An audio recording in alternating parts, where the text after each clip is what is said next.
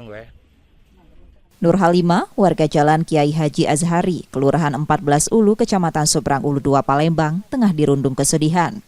2 sepeda motor milik keluarganya hilang dicuri dalam satu malam.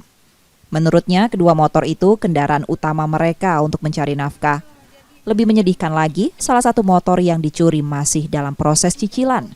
Motor tersebut digunakan korban untuk mencari uang guna membayar angsuran.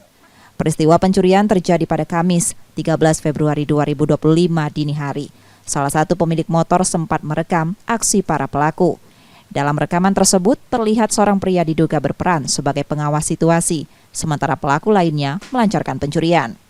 Para pelaku yang diperkirakan berjumlah lebih dari 2 orang membawa kabur 2 motor yang terparkir di depan rumah korban.